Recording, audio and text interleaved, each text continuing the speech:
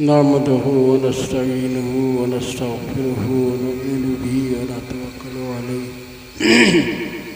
ونعوذ بالله من شرور أنفسنا ومن سيئات أعمالنا من يهده الله فلا مضل له ومن يضلله فلا هادي له ونشهد أن لا إله إلا الله وحده لا شريك له ونشهد أن محمدا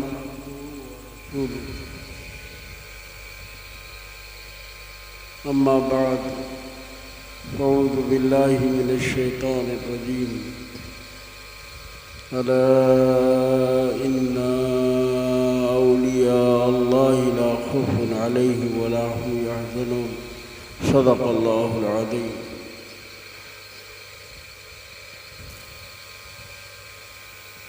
یہ در مدار عالم وہ دیار صفا ہے، وہ نشان ابتدا ہے، وہ مقام انتہا ہے، اور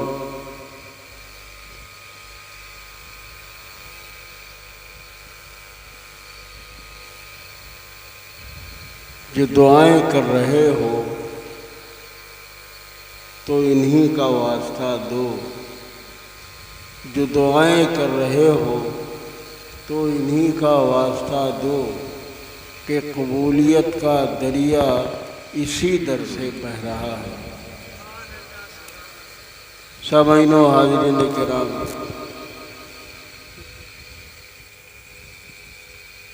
مدت سے آپ کے گاؤں کے کچھ معزز حضرات کی یہ خواہش تھی کہ ہم آپ کے گاؤں میں حاضری کی سعادت حاصل کریں۔ یہ آپ کی دیرینہ خواہش اللہ تعالیٰ کے فضل سے میں آج آپ کے درمیان حاضر ہوں۔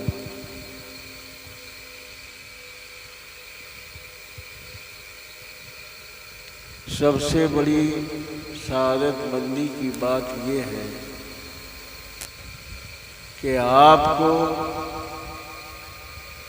حضرت سید بدیع الدین قطب الاقطاب قطب المدار رضی اللہ تعالیٰ عنہ کی اتنی قربت حاصل ہے کہ جب بھی آپ چاہتے ہیں، جس وقت بھی آپ چاہتے ہیں، چند قدم چل کر کے سرکار مزار پاک کے چوکھٹ کو چوم لیتے ہیں۔ بہت بڑی سعادت کی بات ہے۔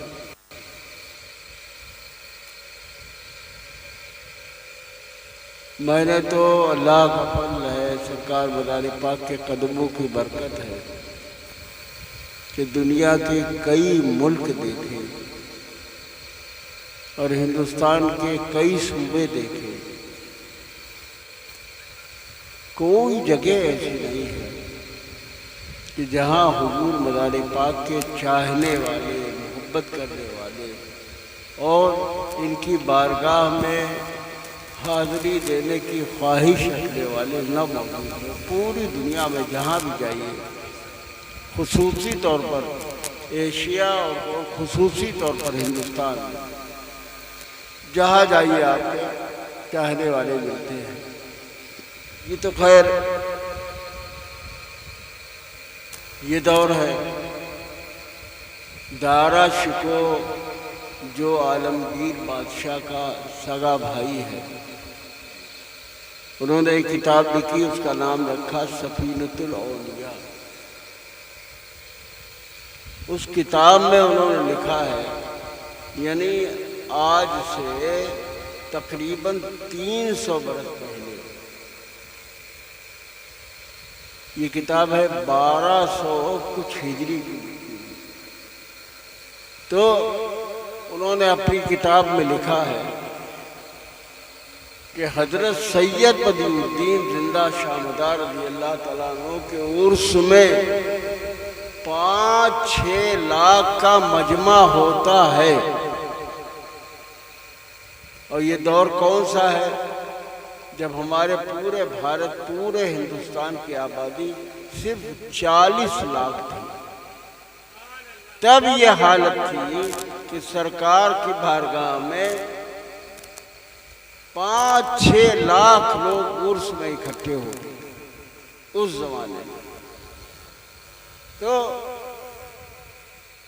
ہر دور میں مدار پاک کا چرچا ہوا ہے، حالانکہ یہ دور تو ایسا گزر رہا ہے جس سے ہم لوگ گزر رہے ہیں کہ اس دور میں طرح طرح کا تعصب لوگوں میں پیدا ہوا ہے، اور لوگ اولیاء کرام کے معاملے میں اولیاء اللہ سے لوگوں کو دور کرنے کی کوشش کر رہے ہیں۔ طرح طرح کی جماعتیں ہیں، طرح طرح کے فرقے ہیں، طرح طرح کے گروہ ہیں، کوئی دیوبندی ہے تو کوئی تبلیغی ہے، کوئی نجدی ہے، کوئی اہل حدیث ہے، کوئی سنی ہے، کوئی بریلوی ہے۔ تو اس طرح سے تمام جماعتیں تیار ہوئی ہیں، لیکن مدار پاک رضی اللہ تعالیٰ عنہ جن کی قربت آپ کو حاصل ہے، آپ یہ سمجھیے کہ سب سے پہلے ہندوستان میں آنے والی آپ کی شخصیت ہے۔ سبحان اللہ، سبحان اللہ۔ 82 ہجری میں آپ ہندوستان تشریف لے آئے تھے، جب نہ کوئی قادری آیا، نہ چشتی آیا، نہ شوروردی آیا، نہ کوئی نقشبندی آیا، نہ جلالی آیا، نہ وارثی آیا، کوئی بزرگ ہندوستان میں نہیں آیا۔ اس دور میں آپ ہندوستان تشریف لے آئے تھے۔ عرض کرنا یہ ہے کہ اولیاء اللہ کا ہندوستان میں آنا، ان کا مقصد کیا ہے؟ آپ کو معلوم ہے جس ملک سے قطب المدار ہندوستان میں تشریف لائے ہیں، اللہ کا فضل ہے وہاں بھی جانے کی سعادت مجھے حاصل ہے۔ سبحان اللہ، سبحان اللہ۔ ملک شام گیا ہوں میں، جس کو سیریا کہا جاتا ہے، اس ملک میں گیا ہوں۔ اتنا شاداب اور اتنا پرسکون ملک تھا کہ جس کی کوئی مثال دنیا میں نہیں، بہت شاداب ملک۔ اور آپ ایک بادشاہ، یعنی قاضی القضات جو اس دور کا بادشاہ ہی ہوتا ہے، اس کے آپ بیٹے ہیں۔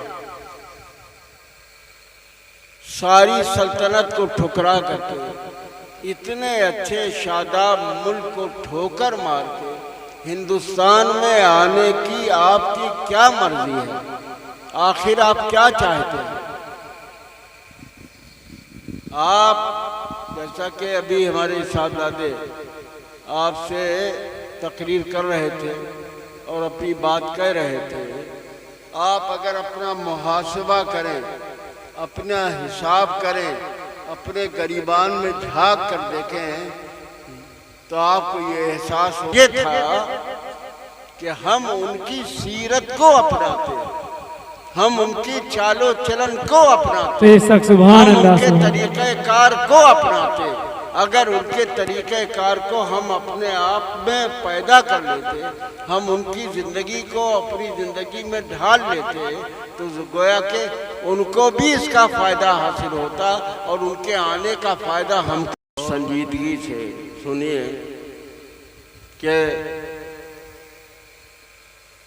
مکر پور کے قریب میں رہنے سے آپ کو کیا فائدہ ہے، اور مکر پور سے آپ کو کیا فائدہ ہونا چاہیے۔